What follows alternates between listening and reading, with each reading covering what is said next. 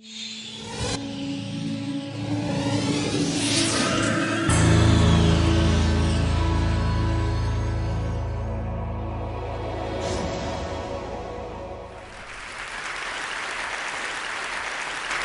I was 7 years old and my sister was just 5 years old, we were playing on top of a bunk bed.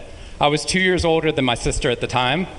I mean, I'm 2 years older than her now, but at the time that meant she had to do everything that I wanted to do, and I wanted to play war. So we were up on top of our bunk beds, and on one side of the bunk bed I had put out all my G.I. Joe soldiers and weaponry, and on the other side were all my sister's Milos and ponies and ready for a cavalry charge. There are differing accounts of what actually happened that afternoon, but since my sister is not here with us today, let me tell you the true story. Which is my sister is a little bit on the clumsy side, and somehow, without any help or push from her older brother at all, suddenly Amy disappeared off of the top of the bunk bed and landed with us crash on the floor. And I nervously peered over the side of the bed to see what had befallen my fallen sister, and saw that she had landed painfully on her hands and knees on all fours on the ground. I was nervous because my parents had charged me with making sure that my sister and I played as safely and as quietly as possible. And seeing as how I had accidentally broken Amy's arm just 1 week before,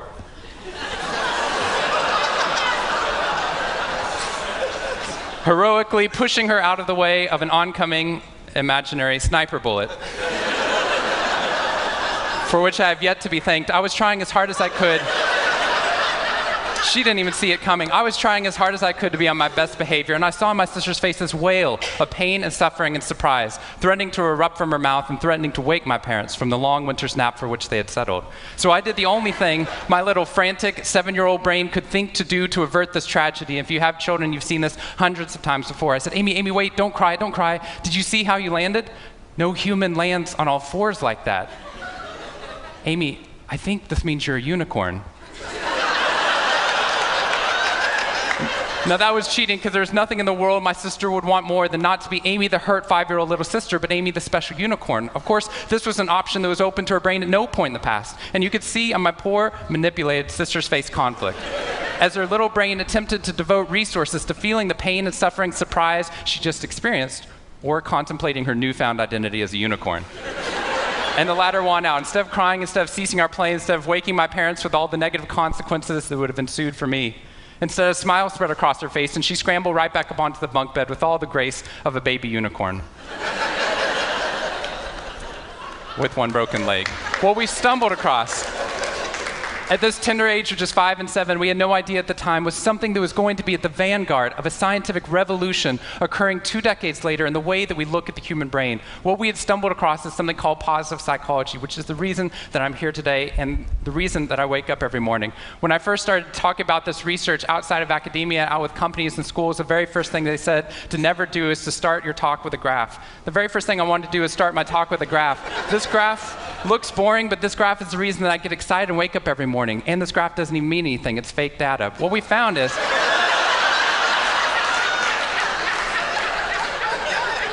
if I got this data back studying you here in the room, I would be thrilled, because there's very clearly a trend that's going on there, and that means that I can get published, which is all that really matters. The fact that there's one weird red dot that's up above the curve, there's one weird in the room, you know who you are, I saw you earlier.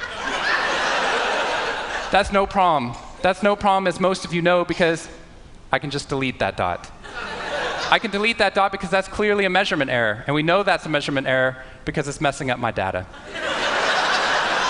So one of the very first things that we teach people in economics and statistics and business and psychology courses is how, in a statistically valid way, do we eliminate the weirdos? How do we eliminate the outliers?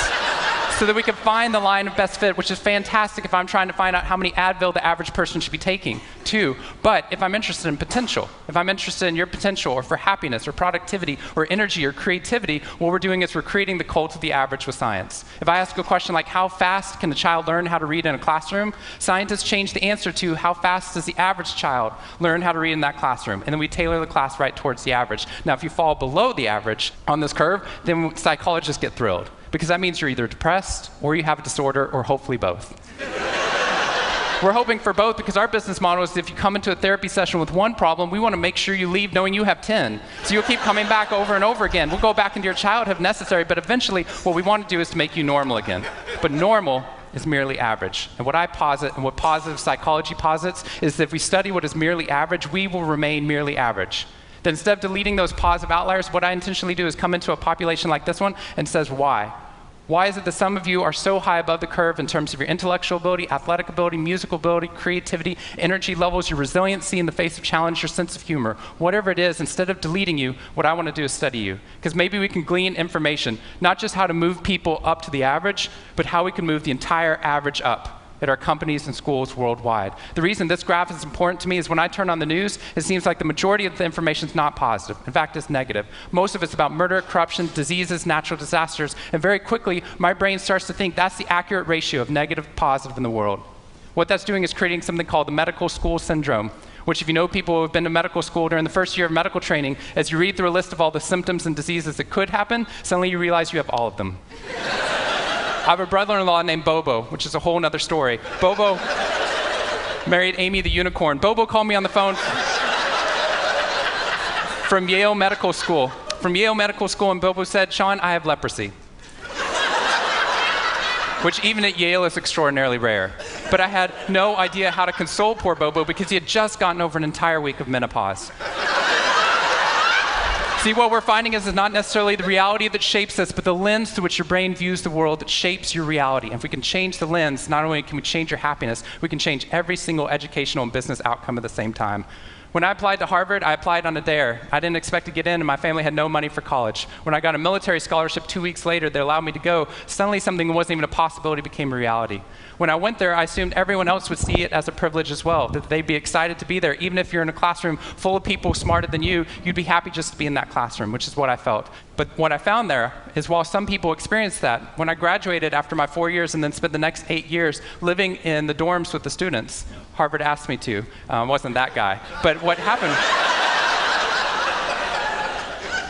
I was an officer of Harvard to counsel students through the difficult 4 years, and what I found in my research and my teaching is that these students, no matter how happy they were with their original success of getting into the school, 2 weeks later their brains were focused not on the privilege of being there, nor on their philosophy or their physics. Their brain was focused on the competition, the workload, the hassles, the stresses, the complaints. When I first went in there, I walked into the freshman dining hall, which is where my friends from Waco, Texas, which is where I grew up, I know some of you have heard of it. When they come to visit me, they look around, they say, this freshman dining hall looks like something out of Hogwarts from the movie Harry Potter, which it does. This is Hogwarts from the movie Harry Potter, and that's Harvard. And when they see this, they say, Shawn, why do you waste your time studying happiness at Harvard? Seriously, what does a Harvard student possibly have to be unhappy about? Embedded within that question is the key to understanding the science of happiness. Because what that question assumes is that our external world is predictive of our happiness levels. When in reality, if I know everything about your external world, I can only predict 10% of your long-term happiness. 90% of your long-term happiness is predicted not by the external world, but by the way your brain processes the world. And if we change it, if we change our formula for happiness and success, what we can do is change the way that we can then affect reality. What we found is that only 25% of job successes are predicted by IQ. 75% of job successes are predicted by your optimism levels, your social support, and your ability to see stress as a challenge instead of as a threat. I talked to a boarding school up in New England, probably the most prestigious boarding school, and they said, we already know that. So every year, instead of just teaching our students, we also have a wellness week, and we're so excited. Monday night, we have the world's leading expert coming in to speak about adolescent depression. Tuesday night is school violence and bullying. Wednesday night's eating disorders. Thursday night is illicit drug use. And Friday night, we're trying to decide between risky sex or happiness. I said that's most people's Friday nights.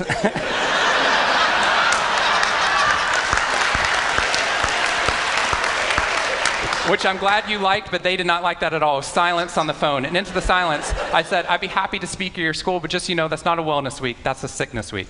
What you've done is you've outlined all the negative things that can happen, but not talked about the positive. The absence of disease is not health. Here's how we get to health. We need to reverse the formula for happiness and success.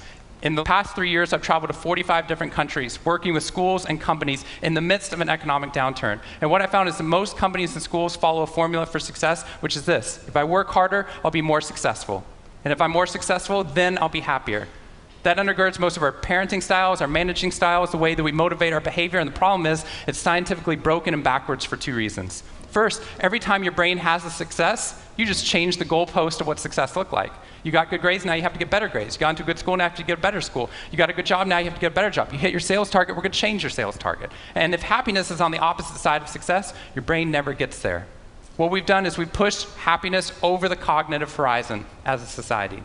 And that's because we think we have to be successful, then we'll be happier. But the real problem is our brains work in the opposite order. If you can raise somebody's level of positivity in the present, then their brain experiences what we now call a happiness advantage, which is your brain at positive performs significantly better than it does at negative, neutral, or stressed. Your intelligence rises, your creativity rises, your energy levels rise. In fact, what we found is that every single business outcome improves. Your brain at positive is 31% more productive than your brain at negative, neutral, or stressed. You're 37% better at sales. Doctors are 19% faster, more accurate at coming up with the correct diagnosis when positive instead of negative, neutral, or stressed, which means we can reverse the formula. If we can find a way of becoming positive in the present, then our brains work even more successfully as we're able to work harder, faster, and more intelligently. What we need to be able to do is to reverse this formula so we can start to see what our brains are actually capable of. Because dopamine, which floods into your system when you're positive, has two functions. Not only does it make you happier, it turns on all the learning centers in your brain, allowing you to adapt to the world in a different way. We've found that there are ways you can train your brain to be able to become more positive. In just a 2-minute span of time, done for 21 days in a row, we can actually rewire your brain, allowing your brain to actually work more optimistically and more successfully.